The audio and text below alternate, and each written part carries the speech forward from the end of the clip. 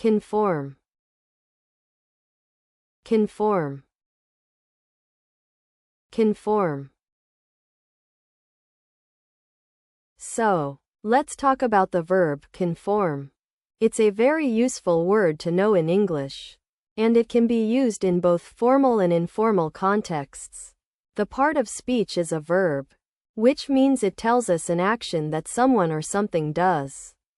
In common usage, conform usually means to change your behavior or way of thinking to match what others are doing, often because you want to fit in or avoid trouble. For example, if you see everyone else wearing the same brand of shoes at school, and you don't have those, you might feel pressure to get a pair just so you can conform with the crowd. It's also used in more formal situations, like when a company has to follow certain rules or regulations set by the government in order to conform with the law. Just remember that conform often implies a sense of obligation or pressure to do something, whereas words like agree or support might imply a more voluntary action. In a formal context, such as a job interview, you might say, I understand that the company has strict dress code policies, but I'm afraid I will have to conform by wearing the uniform even though it's not my personal preference. This sentence is an example of using conform in a professional and polite way, implying obedience or adherence to rules. In casual conversation with friends at a party, you might joke, I know we're all supposed to be on diet, but I'm just going to conform and have another slice of pizza. It's not every day I get to indulge.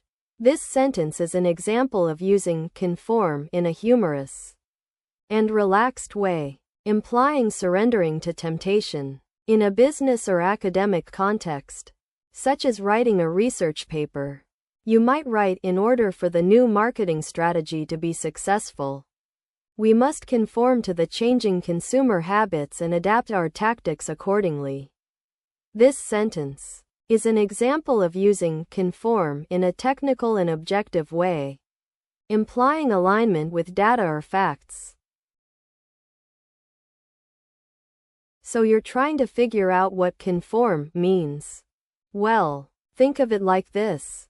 When people conform to something, they change their behavior or actions to match what others around them are doing. It's like blending in with the crowd.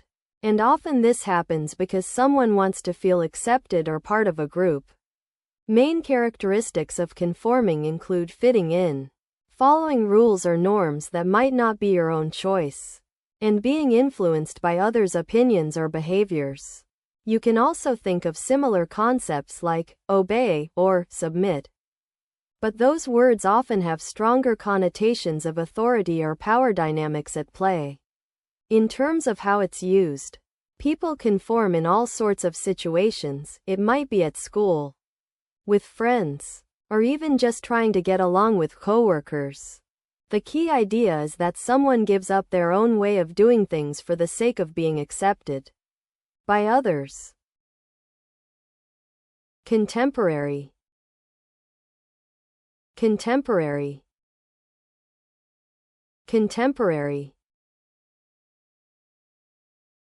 Hello. So, you want to know more about the word contemporary?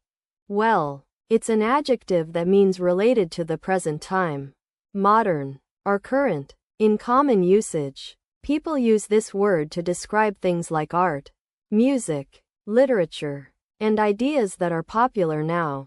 For example, she's a contemporary artist known for her bold paintings, or the band is one of the most popular contemporary rock groups. What's special about this word is that it can also imply a connection to what's current or fashionable, so it's often used in contexts like fashion, design, and music. It's worth noting that contemporary can sometimes be confused with modern.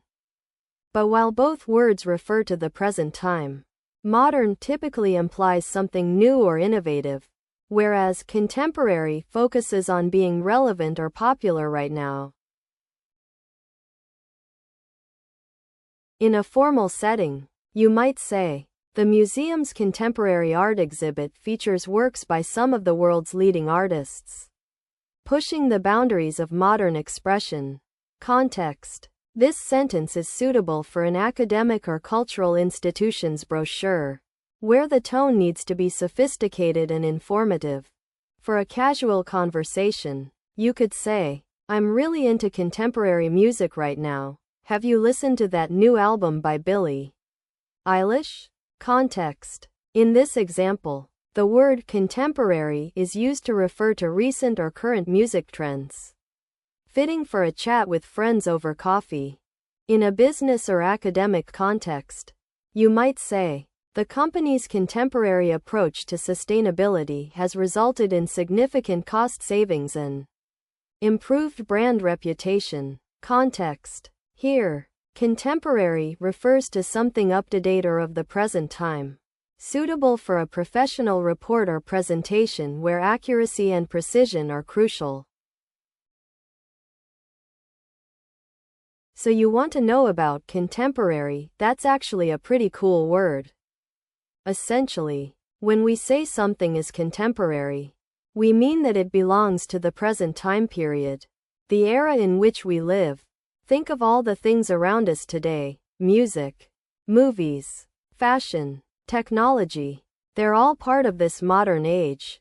The main characteristics of something being contemporary are that it's new, up to date, and relevant to our current society. If someone says a movie or a book is contemporary, they mean it's set in the present day or deals with issues that are relevant to us now.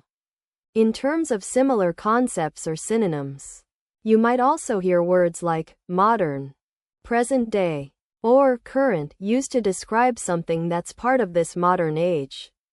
As for what it does or how it's used, well, a contemporary piece of art, music, or literature often reflects the values, concerns, and experiences of people living today, so it's like a mirror held up to our world. Contradict. Contradict. Contradict.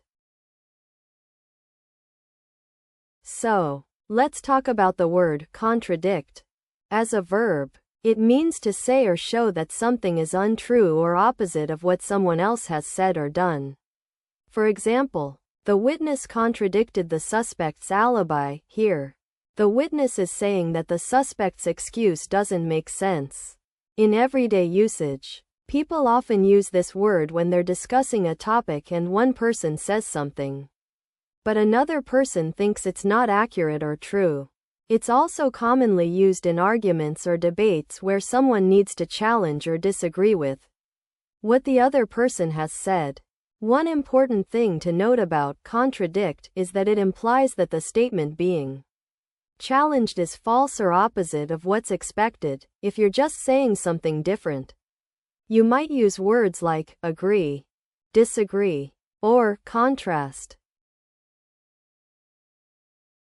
Here are 3 practical example sentences using the word contradict, along with their respective contexts. In a formal setting, such as a courtroom or an academic conference, someone might say, the defendant's alibi contradicts the eyewitness testimony, casting doubt on the credibility of the prosecution's case. Here, the context is one of establishing facts and seeking truth, where contradictions can have significant implications. In this example, contradict means to oppose or challenge a piece of evidence.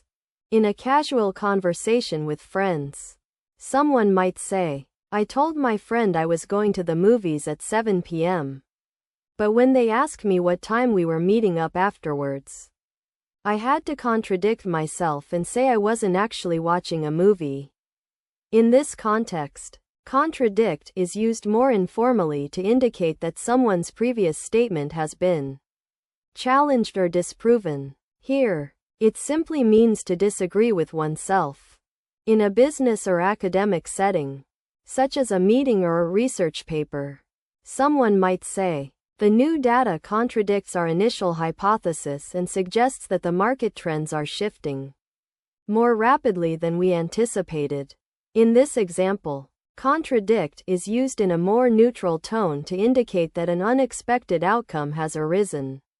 Here, it means to oppose or challenge one's own assumptions or theories based on fresh information.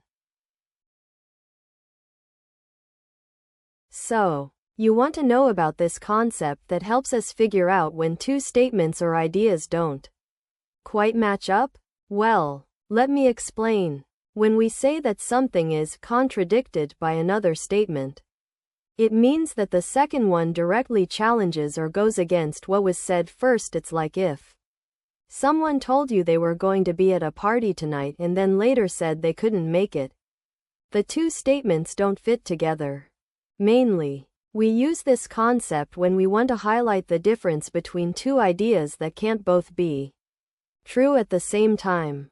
It's similar to saying something is inconsistent or at odds with, but those words might not quite capture the full meaning.